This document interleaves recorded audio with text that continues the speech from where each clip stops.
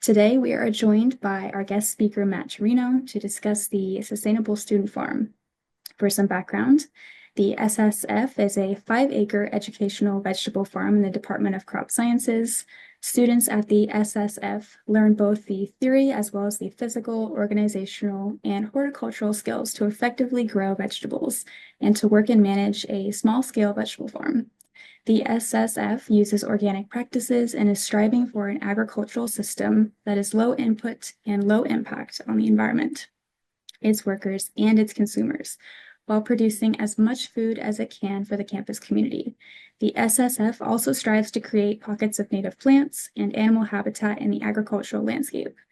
It also offers a summer internship, a small farm certificate program, and is tied into a number of horticultural courses and offers tours and volunteer days to campus and community groups alike.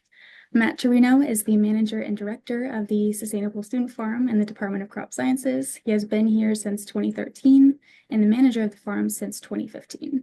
Matt is the institutional knowledge that keeps this farm running year to year by coordinating the student participants, production, facilities, and educational and outreach programming. Matt also developed the summer internship program and the UIUC Small Farm Certification Program and is co-instructor for 2 classes that happen each fall. After Matt's presentation, we will hold time for a Q&A session. So I'm now going to turn it over to you, Matt. Thank you all for having me. Like Daphne said, I've been at the student farm since 2013 and have, when I first started, I kind of felt like the students were more like my peers. And as time has gone on, and I've been here for quite a while now, I feel increasingly like kind of more and more like a professor or teacher role. And also it's allowed me to kind of step back and really kind of let the students take charge more increasingly as time has gone on. Yeah, I'm an Urbana native here, and got my start in agriculture in North Carolina, where I worked on a student farm. I did not grow up on a farm at all, and so one of the things I've been excited about to be involved with the student farm here at the U of I was really to kind of hopefully introduce people into agriculture and give people a little bit of a window of how to grow food, how to learn, just see the process, and also hopefully expand their eating habits a little bit, learn about seasonality, things like that. So yeah, I'll go ahead and jump in and I have a presentation. I'll share my screen here and we can get rolling. There we go. It was started by a professor, this fellow named Bruce Branham, who maybe some of you guys have crossed paths with. He's worked up with F&S on a number of different projects over the years. He brought on this recently graduated master's student who had done his research studying high tunnel production, which are these unheated greenhouses that we use. And they got started with a grant from the SSC, as well as some funding from dining services. The dining services at the time were very excited to have locally grown produce grown here on campus. And so we're huge supporters. Basically, we're like signed up to like take any produce that we could grow. This was before my time, of course, but and at that time we didn't really have much in the way of facilities. We had basically did a lot of our had like 2 acres, 2 student workers, and a bunch of volunteers. And we just, I think they kind of just like washed and packed stuff in the field. It was pretty rough and around the edges. And over time, we've gotten more and more facilities and the ability to kind of do things in a more professional manner over time. In 2010, the manager, Zach, decided that it'd be nice to kind of be able to sell produce to the campus community beyond just the dining services. So we established a farm stand, which is every Thursday on the quad. I think tomorrow is probably our last one of the year. I think we'll be inside the foyer of the union, but we're there usually 11 to 4 from end of May to the end of October. And then we have a little extension farm stand right now that is going from 11 to 2. And that's been the main kind of public facing place that people find out about the farm, since we're kind of tucked away on the edge of campus. But we're there every Thursday, and our students can actually market the produce and really present it in a beautiful way. We also started the SSF summer internship program in 2019. I'll tell you more about that later. And we, in 2021, and the early years of the farm, we were very production oriented. We were growing every year as far as how much we produced. At the peak of our production, we were probably doing around 55,000 pounds of produce to dining each year. We were basically kind of just like a farm that was operating on campus. And in 2021, we really kind of shifted our focus from being a production farm more towards the educational elements. And I'll tell you more about those in a minute. And then in 2022, we started a CSA, which is like basically a food subscription service. And that's another way that we kind of are able to market our produce to the campus community.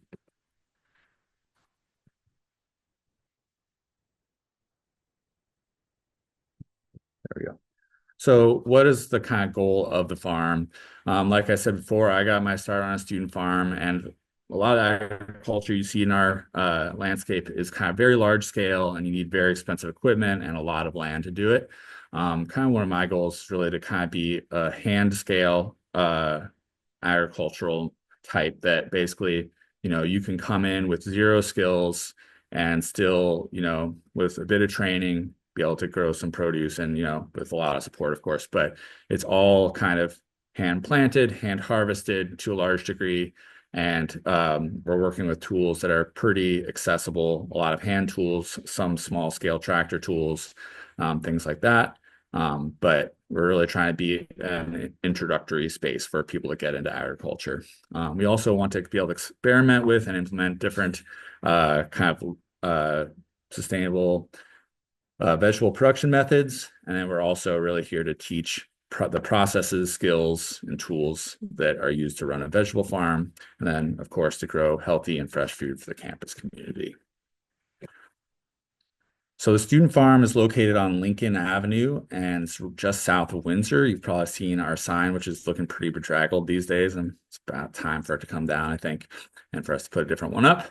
But we are right there. This is a map of the farm. You can kind of see we have these 3 movable high tunnels. These are where we were able to kind of keep growing greens through much of the winter, and also extends our warm season crops like tomatoes and peppers, both on the front and the back end of the warm season. And we have these 5 kind of tillable acres. This is basically one here, and then each one of these 4 blocks here are our main production area. We also have a washing and packing area, 2 walk-in coolers, and a transplant greenhouse. And this is our main growing area, but to zoom out, this is, once again, Lincoln, and here's Windsor. And this is the little block that we were just looking at. And up here is actually where our coolers and our washing and packing area. This is our transplant greenhouse. So we're kind of spread over this big kind of fruit research farm area. So it works out, but it's kind of a lot of driving back and forth. So as far as our educational program, I mentioned we were kind of steering more towards that focus. And we have the summer internship program I mentioned. We have started a small farm certificate program, as well as an incubator program that I'll tell you more about in a second. We also have 2 classes that happen at the farm each year. The students that work here that may or may not have been part of our internship programs also get a lot of just like experience handling, harvesting, washing the vegetables. And so they get a lot of experience just working here. We do have student employees at this point who are paid for their work at the farm. And then we have annual field day each September, which is usually the Friday after Labor Day. And so if you guys ever want to come see the farm yourself, that's always a great event. Dining makes really delicious food, and we give tours. So please put that on your calendars for next year if you're interested. And then we give lots of tours, presentations, volunteer days to campus groups, public groups. So we're kind of doing that all the time. The 2 courses we have on the farm is vegetable crop production, and we kind of really work with the students on the kind of theory around vegetable crop production. And then we also have a local food systems course that I help with, and they come out to the farm maybe 2 or 3 times, but we're also visiting lots of other local food organizations in our community here in Champaign-Urbana. So I'd say our flagship program is the summer internship, and the interns that come do our program usually have somewhere between we've had up to 8, but I've decided that's often a little bit crazy for me to manage. So we've kind of settled on around 6 interns per summer, and they work 25 hours a week doing all the work that needs to happen on the farm. And they also rotate through different management roles. So two of them each week are managing our CSA, creating boxes for their CSA members.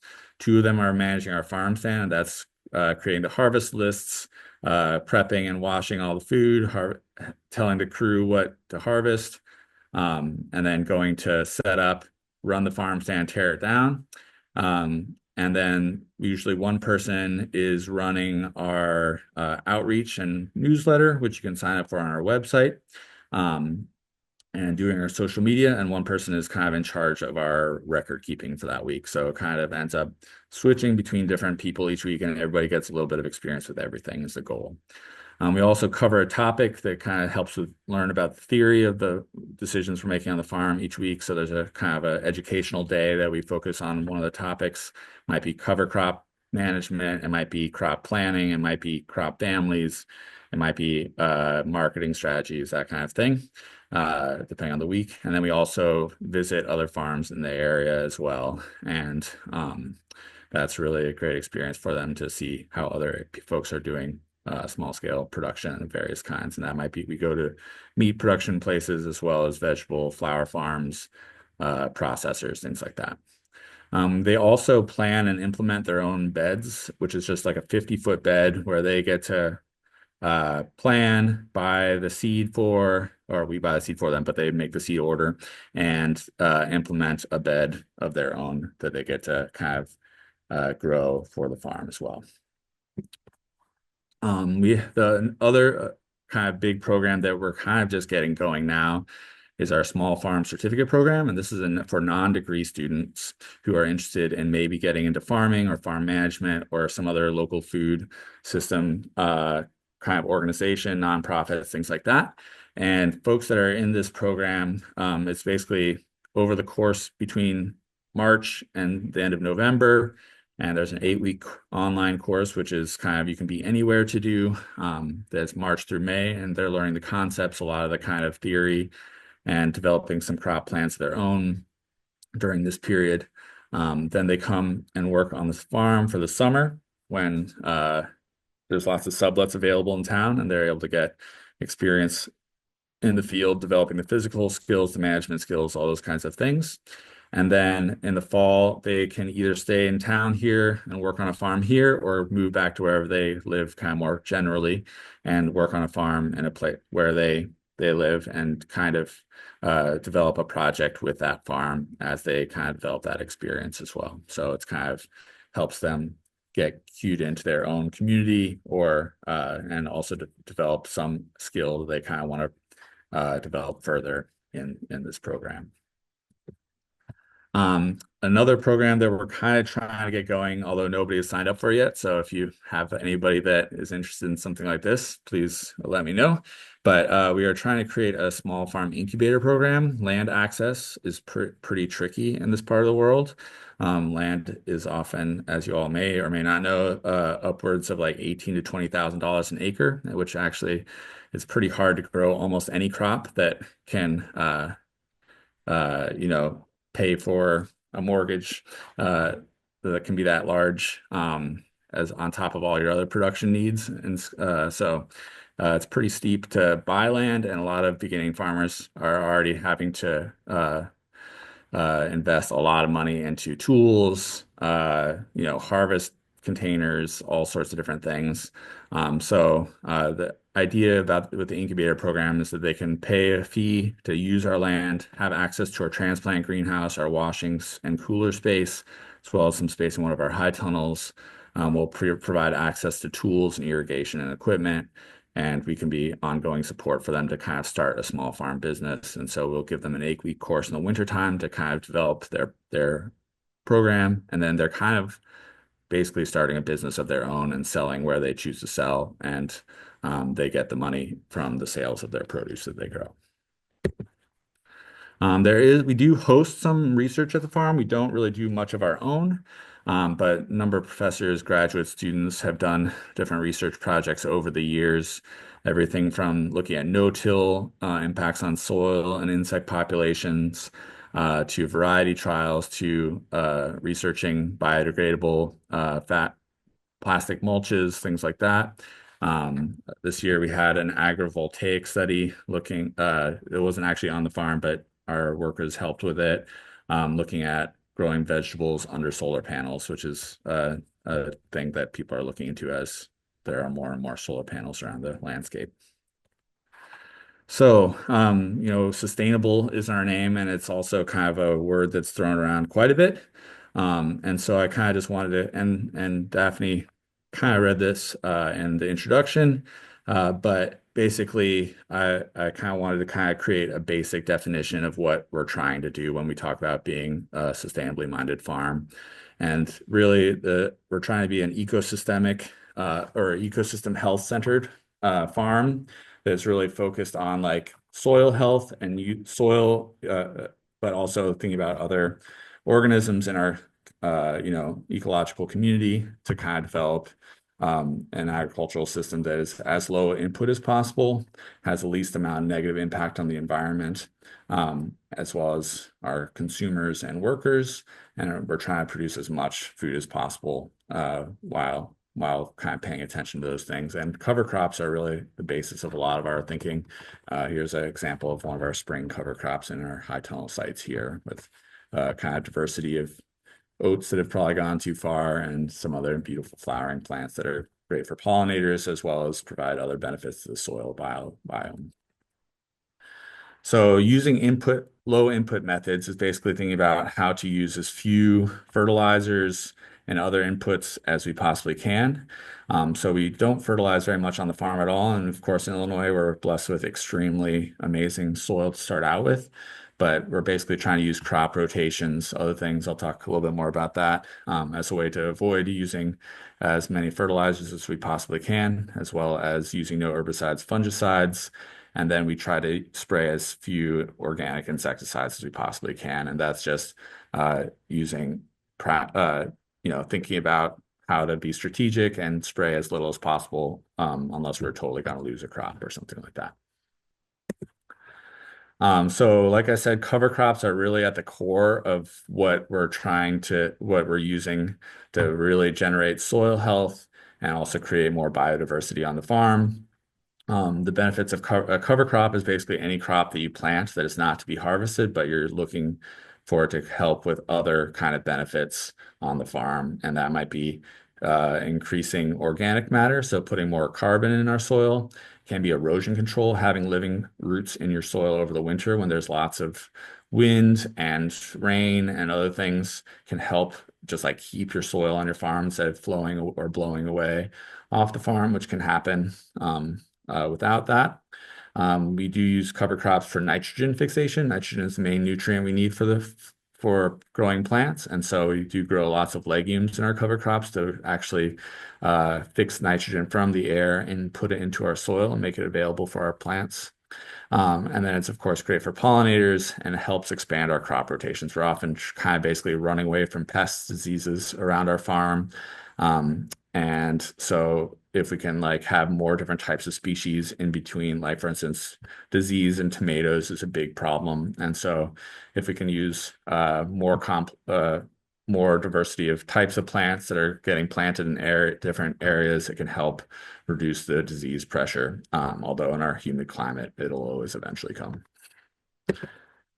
We also really are interested in creating habitat on the farm. So this is one of our pollinator strips, some goldenrod that one day had tons and tons of monarchs on it. And I had to take the moment to take a picture of one of our workers hoeing the field behind it. So we have pollinator strips scattered around the farm. We also sell native plants to the community as a way to kind of try to get more pollinator plants expanded around the community.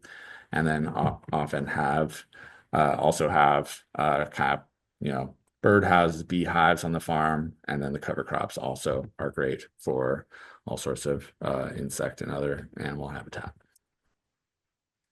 We've been trying to reduce tillage on the farm. This is basically tillage disturbs the soil biology, breaks up releases a lot of carbon from our soil, which we really want to try to maintain as much as possible. So the high tunnel sites you see kind of behind this worker here, we've kind of tried to transition to doing as little tillage as possible in those sites. They've one half of the sites have been tilled once in the last 5 years, and one of the other sites has not been tilled at all. So we're trying to just figure out ways to reduce the amount of tillage we do on the farm, although we still rely on it pretty extensively in the bigger production areas. Um, the vegetables on our farm go primarily to the U of I community. We're not actually allowed to sell off campus. And so most of the vegetables are going to the dining halls. At this point, it's probably around 60 to 70%, which is around 15,000 pounds of produce per year is going to the dining halls in one way or the other. We also have a farm down the quad, like I mentioned, every Thursday. We have a 10-week summer CSA every summer for our summer interns to get that experience in running a CSA. Also helps pay for their salaries. And then we work with campus wellness over at the ARC pretty regularly with the Get Fresh program, which is almost like a mini CSA. It's like basically a small food subscription program that people can buy into and get a box of food each week. We also both sell and donate food to their campus food pantries. And then about 5 to 10% of what we grow goes to the food banks and other food pantries on a donation basis around our communities. One thing that's been really fun about working the student farm is that we work with the dining hall, so we're delivering fresh food to them all the time. I basically send out an email each week, and they with the list of things we have available, and they order what can fit into their At this point. menus. I Um, will take any and questions you might have. You can ask but them beyond just verbally. selling And fresh things to them, we so, Scott, also work with the food science department, the pilot plant specifically over in the ag engineering building, and they have a processing line in the bottom left corner. Is this very fancy automated processing line. So a large percentage of that poundage that we are sending to dining halls is actually in the form of paste tomatoes that are going to be then made into pizza sauce. So, broccoli, cabbage, carrots, only so much of that is very exciting to a UI freshman, but pizza sauce is pretty much an endless possibility as far as how much that can be consumed. So at the peak of our production, we were doing about 28 to 30,000 pounds of pizza paste tomatoes going to pizza sauce each year, and that amounted to 1/5 of the pizza sauce consumed on campus. So that was the closest we ever got to actually producing enough food for any fraction of the food consumed in the dining hall, since there's just so many of folks eating there. But at this point, we're probably producing somewhere more like 12 to 15,000 pounds of Roma tomatoes a year that is getting processed. But it's been exciting to have that processing element in our food system here on campus. So being able to produce food that's both getting eaten fresh as well as made into the products like pizza sauce, hot sauce. We're growing lots of herbs for chimichurri, things like that that could be served in the dining halls. So that's been a really fun element of working at the student farm. Um, just kind of pivoting to some changes coming to the farm. We're actually planning on moving the farm in the next couple of years. The turf farm, which is kind of across from the dairy on Lincoln, if it's like kind of set back, it's this building right here. Um, is no longer has research happening there. And so we're hoping the next couple of years to slowly transition to growing here. And the main hope of that is that we'll really be tied into Arboretum, so it'll be easier for students to get to us. We'll also have to be able to kind of design the space for to tie into more and more educational kind of classes in the horticulture department and local other kind of food systems oriented classes. And then also one of the things I'm very excited about is that I think you saw on that first map that we're kind of spread out pretty far between two different facilities on the fruit farm. And here I'm hoping that we'll be able to have everything, our transplant greenhouse, our washing area, high tunnels and our growing area, our classroom, all within a very small walking distance. And so it's going to be kind of an awkward couple of years as we do this transition, I think, but I think long term it'll be really great. An extension is hoping to, in this area, hoping to have a big building here, educational center here as well. So I'm excited to see what kind of collaborations we can have with them, and hopefully it'll, as things settle and as the facilities kind of come into play, we'll be able to kind of get kind of really have a more cohesive kind of educational and workspace. So goals for the future, really we're trying to continue to be a demonstration and recruiting folks and training folks for the next generation of small scale farmers, both through our internship and our certificate programs, our incubator program. I'm really hoping that in this new facility, we can have some cooking spaces so that we can continue to like really work on thinking about food literacy for the next generation of eaters, learning how to work with fresh and whole foods that are grown, learning about the seasonality of when foods are available, and just learning how to cook with fresh things, which is harder than cooking with things from a can and things like that. But very rewarding and delicious, and healthier as well. So, and then also to improve food access on campus and to hopefully support as much as we can the revitalization of local food systems in Central Illinois. So yeah, that's about it. Here's our website if you want to kind of learn more about us.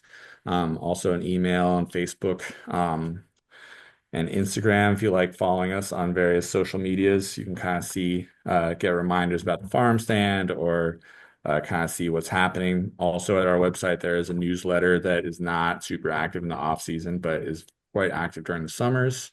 So if you're interested in just like getting newsletter periodically from us, just about what's happening on the farm, what veggies are available at the farm stand, all those types of things. We'd love to have you follow us on any of those kinds of platforms. So yeah, that's all I got for you.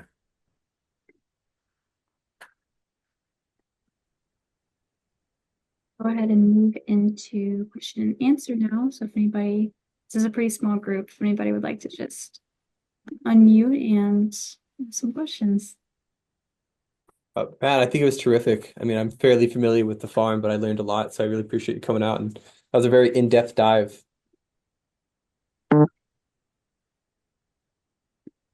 Happy to do it. Yeah, no problem. I'm glad hopefully covered all the bases.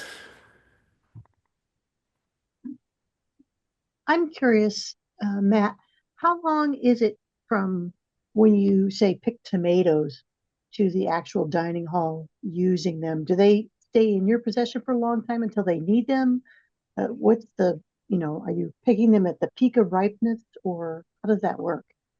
Yeah, so for things, I mean, it really depends on the crop. So things like tomatoes, we really pick every like cherry tomatoes and globe tomatoes, we pick twice a week. And so we just have a regular schedule that when we're harvesting those, just because that is a maintenance that's part of really keeping the production happy and continuous throughout the summer and the fall.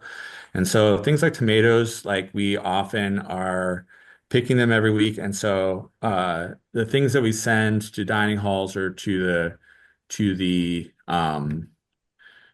farms and other outlets, like kind of like it's usually probably about a week old by the time they actually go to them, depending on, but dining halls in particular really don't like a soft tomato. They really want it to be kind of like fairly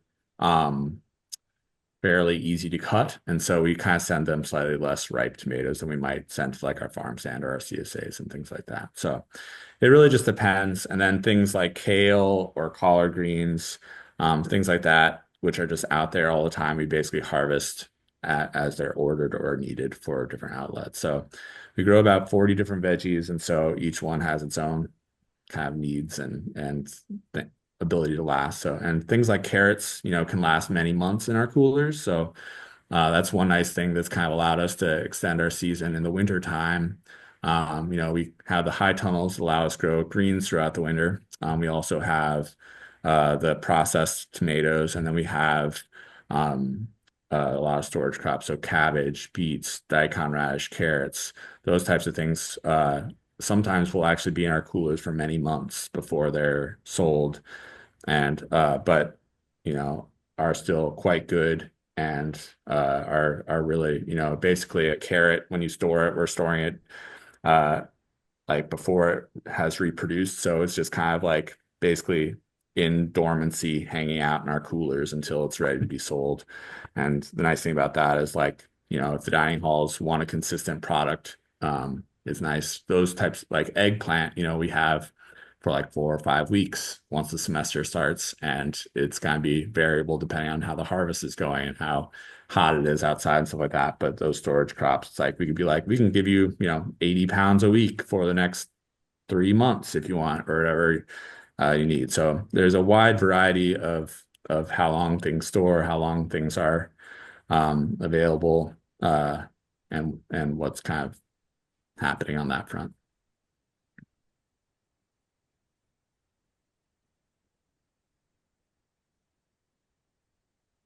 Got a question for you, Matt. So, Yeah. as the years go by and we're starting to see the impacts of climate change crop up, especially in areas like farms, have you had any real world firsthand experience with changes in weather patterns? Yeah, I mean, I think it's mostly just been more and more like, I've been farming for I guess like 14 years, I guess. And every year is different. And so, but it does feel a little bit like there are slightly more extremes as far as and a little bit more unpredictability. Weather is always, and because I've only been doing it for like 10 or 15 years, it's a little bit hard to tell how much has changed during that time. But I do think that food systems are going to be increasingly impacted, especially given that a lot of our fresh produce is grown in California, where water is increasingly, fires are increasingly a problem, and Florida, where I think rising seas are going to be increasingly a problem. So I do think that, we are having different kinds of swings here. Definitely like some very dry summers it feels like we're getting very wet kind of winters and early springs, and then quite dry summers the last few years. But it's hard to tell, we had La Nina year, El Nino year last couple of years, and those make big impacts too. So and it's a little bit hard to tell from my short time frame, like how it's impacting us specifically, but it definitely is like, really mild winters is like really something I'm noticing pretty significantly, and that really changes how insects overwinter, what kind of, you know, when pests start becoming an issue this year, like we had pests that came way earlier than we ever had just because the winter was so mild. So I think that, I'm seeing things that kind of feel like they could be tied to climate change and probably are. But in a 10 years, 12 years on this farm and then working on farms for the last 15 years, it's like it's sometimes hard to see the big picture as far as like over that time, has there been a noticeable difference? And I think so, but it also is hard to tell.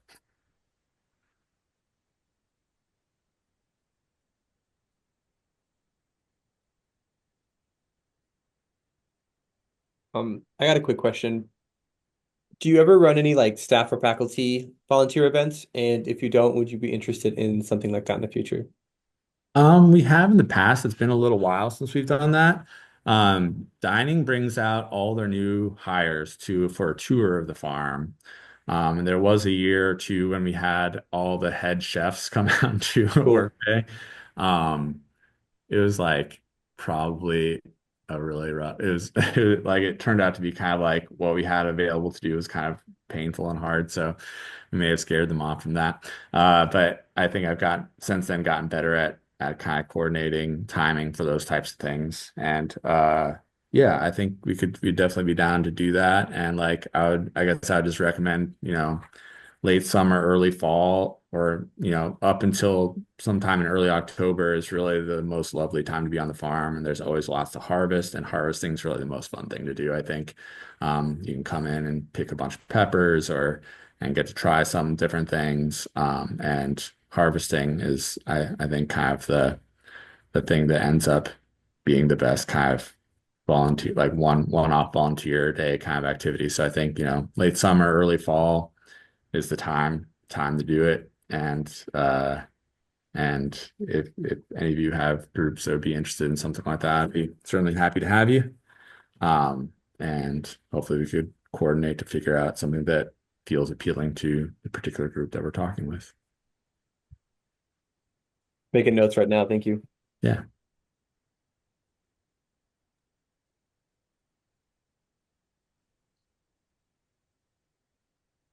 Matt, you mentioned that the pests were showing up earlier than ever before.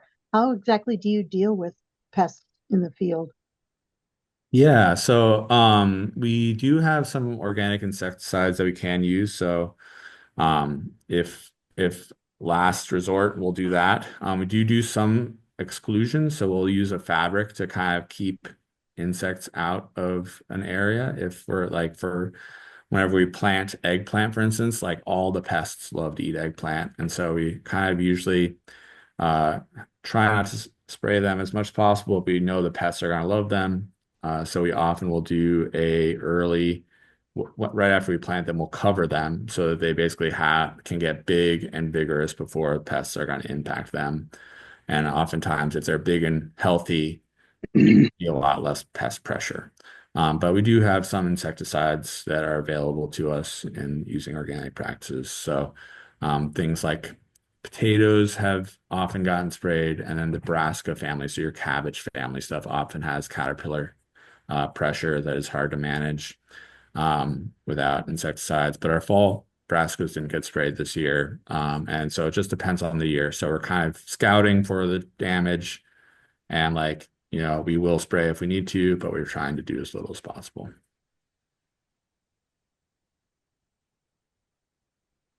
I guess flea beetles was the thing that really showed up early this year, which is usually kind of starts in like July or something like that. But they really came and hit our spring greens really hard, like in May.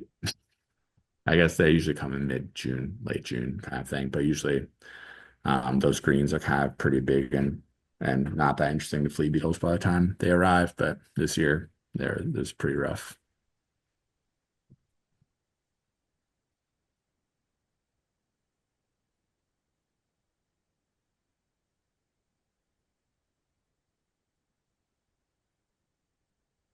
Cool. Well, there's no other questions. I appreciate y'all having me. It was nice. Hopefully, felt useful and interesting to y'all. Yeah, this was great. Thanks, Matt. Yeah, Yeah, thank you.